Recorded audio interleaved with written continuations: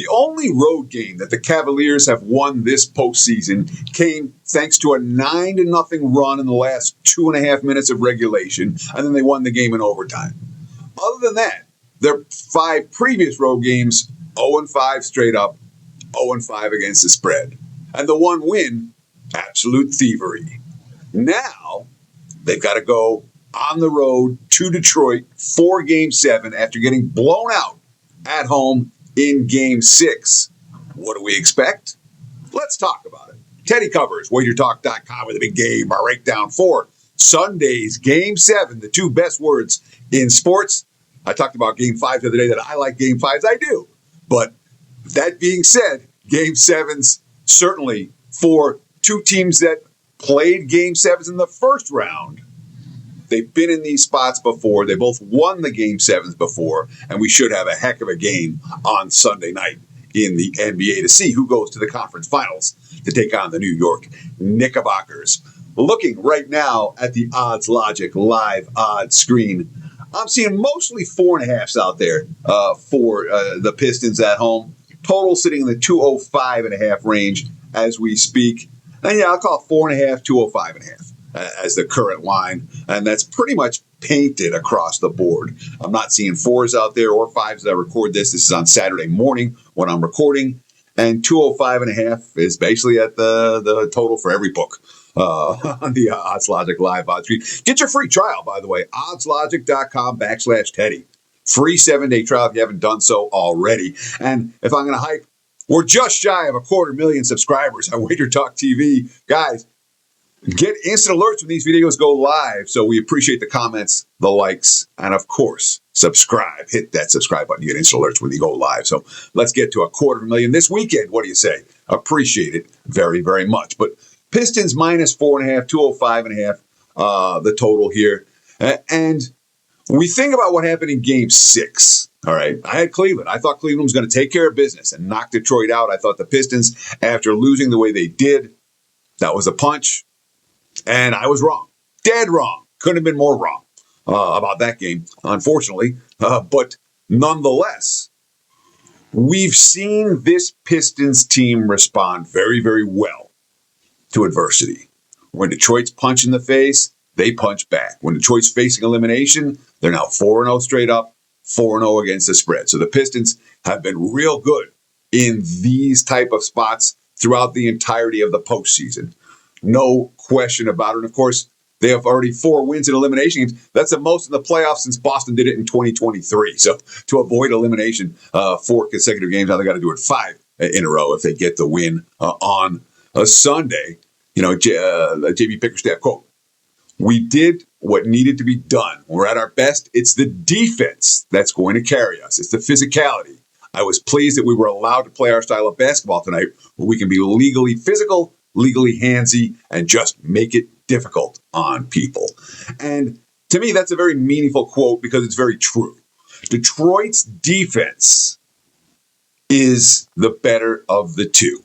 And when Detroit plays that level of defense, I like the Pistons are going to shoot 52% from the floor every time, like they did in game number 6. But they helped Cleveland to 39%. And we've seen it more than once this postseason. You know, I'm not going to forget what happened to Orlando, a game where they were facing elimination and trailed by 24 and played as good and as intense defensively as I've seen any team play all year in the NBA.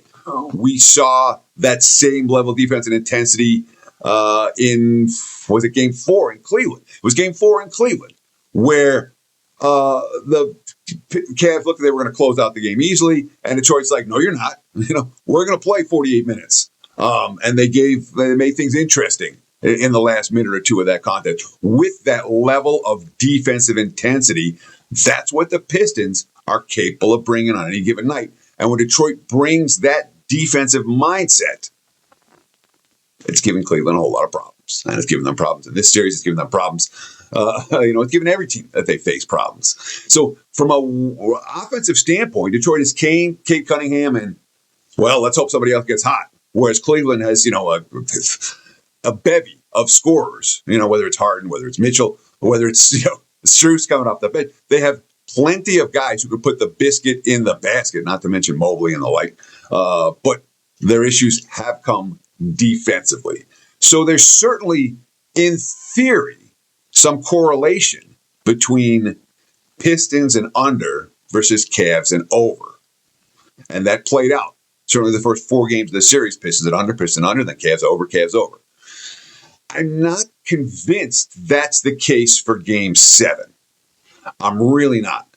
And again, it's Saturday morning. I just watched Cleveland get their smacked last night. Get their asses kicked pretty good in a game where they just weren't competitive. And again, the quotes coming out of Cleveland after the game, James Harden, quote, "We never really kicked it to that second level. And we needed to get to that third or fourth level. It was never just a consistent flow at either end of the ball, which is frustrating, but can't do nothing about it. We got to start focusing our mind for one game on the road." Yeah, that's the right thing to say. And it's true. Cleveland was never, they never got going. And when you have an elimination game at home, a chance to close out, and you haven't done it, and Donovan Mitchell hasn't done it, and then you no-show for that game, it's hard to trust Cleveland for this one. It is. Especially given their struggles on the highway. That being said, I continue to think, even at this stage, and I've said it a couple times in these videos, I think the Cavs are the better team. I don't look at Detroit as a team that's going to give the Knicks a real battle. And I think Cleveland could, Cleveland has the upside that Detroit doesn't. So I think Cleveland's a better team, and I don't trust them. So sidewise, I don't have an opinion for you on this one. If I had one, I'd give it. And of course, I'm going to think about it. Maybe something will come up between now and, if I had to play it, I'm looking at Cleveland. If I'm playing the side in this game, I expect it to be the Cavs. I really do. I'm not convinced I'm going to play the side. But if I do, it'll be Cleveland. I think they're the better team. And we've seen road now in 5 and 6. Wouldn't shock me again if we saw a road in Game 7. But the better bet here might well be the total. And the gut reaction is always Game 7 under, Game 7 under, Game 7 under. And by the way, the gut reaction is always home favorite, home favorite, home favorite. And we saw the home favorites take 2 out of 3 in round 1. Of course, Philly took care of it, but both Cleveland and Detroit won. But over the course of the last decade, the home favorites have not been the way to go in NBA Game 7s. The unders have been the way to go in NBA Game 7s. But I look at the total 205.5. And I continue to think Cleveland's the better of these two teams. And I know the Cavs did not shoot well in game number 4, or game number 6, I should say. And I know that they have Harden said, we never kicked it to that second level. We got to be third, fourth level. I think Cleveland has a better offensive game in them than the one we just saw. I think Detroit continues to find ways to put the biscuit in the basket. The Cavs are not a truly elite defensive team. What does that put in? And again, Game 7s, you expect under pressure. And I expect we will see some under money. This is not anything I bet yet because I'm seeing 205.5. And why why go under over 205.5 when I think I can go over 204.5 tomorrow? So we'll wait. But we're looking at the over. Game 7 over. Cavs and Pistons. No surprise. And honestly, the best way to play it might well be first half over. Because sometimes you see these fourth quarters and they get a little bit, what's the right way to phrase it? The fourth quarters can get tight. 100, I'm seeing 99.5, I'm seeing 100.5. Let's make that the official play here. Over 100, first half. That's the way we're looking at Detroit and Cleveland for Game 7. And again, I'm not expecting miracles, just expecting some shots to be made. And of course, the fact they're playing Sunday night, not Sunday afternoon, I think it's a good thing for our over bet. But let's go over. First half, over 100. I expect the Pistons and the Cavs to get to 101 or more. Thanks so much for watching, guys. We'll do it again tomorrow. We're doing it again for Monday, I should say, with the Spurs and the T-Wolves. Spurs and T-Wolves are gone now. With the Spurs and the Thunder. Game 1 on Monday. And of course, stay tuned right here on this channel for more quality video content. Appreciate the likes, the comments, and the follows. And check out my homepage, wt.buzz /TC. Have a great weekend. We'll do it again on Monday. Cheers.